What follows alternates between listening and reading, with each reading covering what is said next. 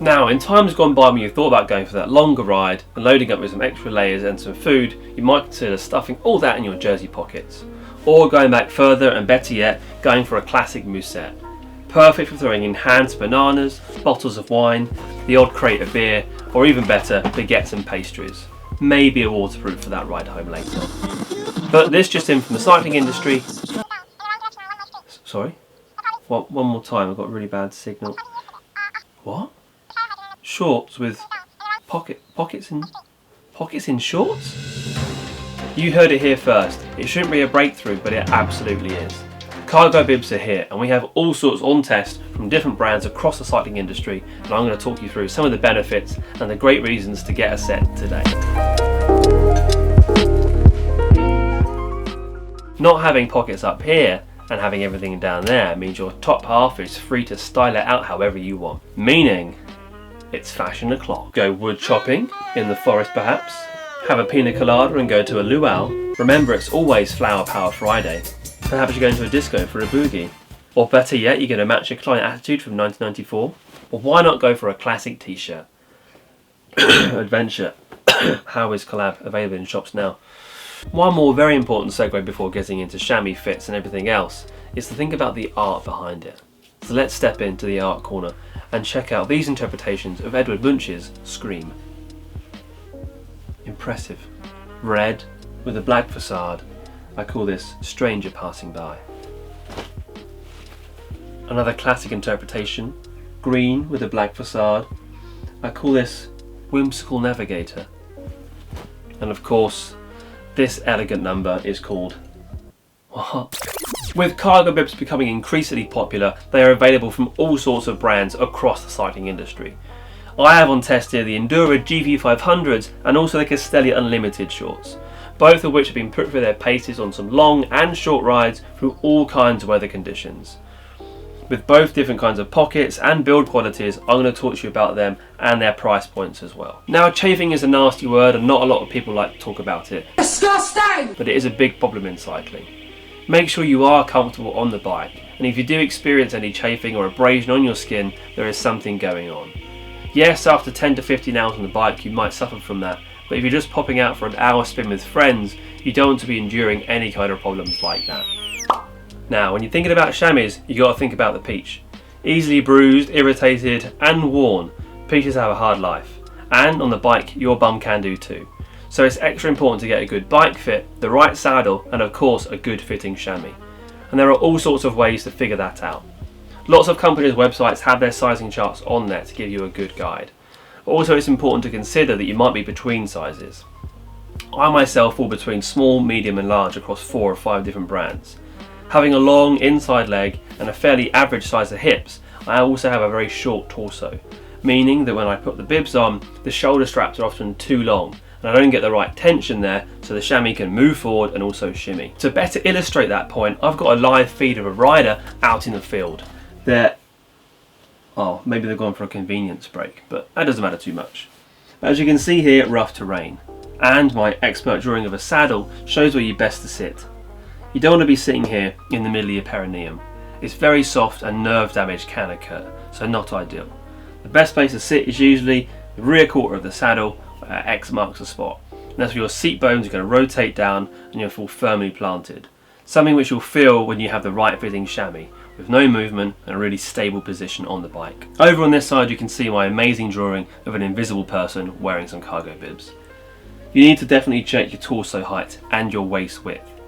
These two factors have a big part to play in how you'll fit your chamois. Starting out with the Endura GV500s, I really put them through their paces on a 250k ride up to Holm next to sea, using the Icknield way and the Pedars way. A fairly rough ride with about 13 hours riding time, so a lot of time to shimmy about on the saddle on some rough terrain. The pockets were really useful, but I did find a few issues in the fact that some of the left hand side pockets are split, meaning you can only really get in some gels or some finer tools. The deeper pocket on the right leg wasn't quite as deep as I'd like to get my phone in comfortably without worrying about it. The comfort up top though was impressive. It's a really soft fabric, and the way it hugs your midriff is good for warming the kidneys, I imagine, in colder weather. Also, the material is very soft. I really enjoyed putting them on and was very much in love with their fit. One thing I did notice with the Enduras is that the long shoulder straps didn't hold the chamois in place for me, and with a lot of excess material in the front of the chamois, I did get some abrasion down there. So one thing to consider is how you might remedy that. I myself and lots of other riders in the past have usually folded up part of the shoulder strap and stitched it back. It's a really simple process if you have a sewing machine, and of course you can hand stitch it as well. But in doing that you are going to avoid the warranty. But if you're in a hard place, you might as well give it a go to see if you can remedy this, as often after you've used a set of chamois you can rarely return them. Don't hold me to that, but do check the manufacturer's warranties. Overall though, very impressed with the Enduras. Aside from the chamois issues, the fit is very nice and the materials used are quite soft. The pockets on the rear however are quite high, and I do find myself having to reach up into a t-shirt and down into the pocket, which is quite a twist to make when you're on the bike. Much easier I guess if you were wearing a jersey with pockets in the back there. At the front of the short where the pockets are stitched in, there is a heavy seam. And on your quads when they're working hard or you're just cycling generally, the tight fit can be accentuated by this hard seam, leaving a heavy imprint and being quite tender after some time on the bike. So the Endura shorts in short. On the back the branded detail doubles up as a jersey gripper, perfect for when you are wearing a jersey or a t-shirt to stop it riding up when you're on the bike.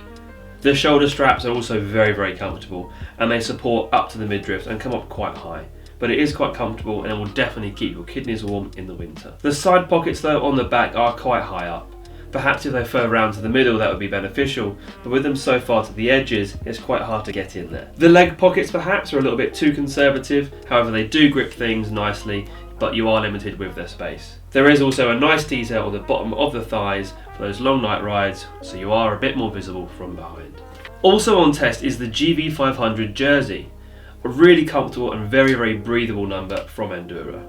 With a handy zip pocket up top on the chest, perfect for a bank card, and one on the rear also. It's a comfortable feel all round with some great areas of venting and some good mesh use on the rear. There's also a pair of really smart side pockets just above your hips, perfect for putting in snacks or extra tools. Overall it's a super nice designed jersey and it is an excellent colour to boot. The 600 series pad Mark II in the GV500 is of course very comfortable on your seat bones, but I did find a lot of excess material to the edges and the front became quite uncomfortable on the longer rides. Perhaps for you and your bum it's not a bad shout. Now moving on to the Castelli Unlimited shorts, these are a different class of short in my opinion, with a much higher grade finish and a more refined material used all around. The chamois as well has been double overlock stitched, which means it's very secure in place and it's not as prone to wear as a single overlock stitch used on the Endura Revas.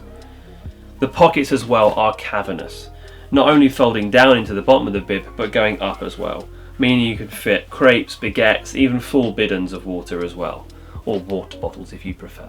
Another thing to consider is how the leg grip is attached. These on the Castellis are quite refined also, with no heavy seams that wrap around your thigh, again leaving an imprint. What's extra reassuring is that you can fit your phone in the side with a little overlap pocket, and it's there to protect.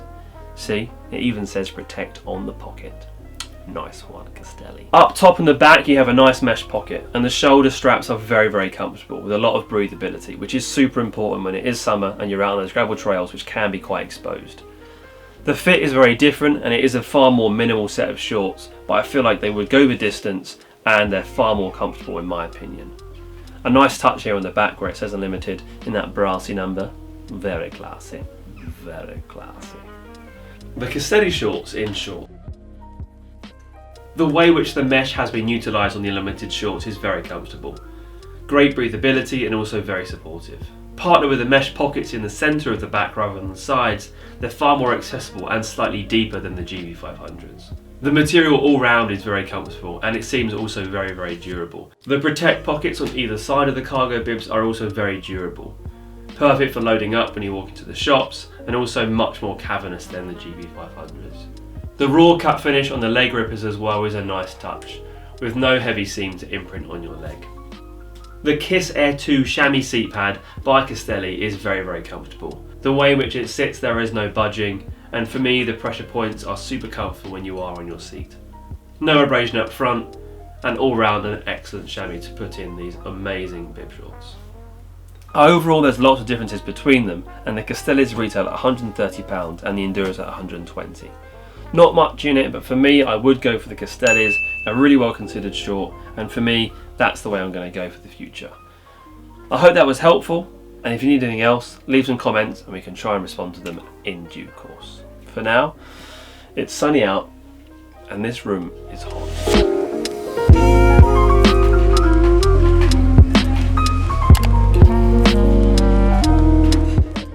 No peaches were harmed in the making of this video.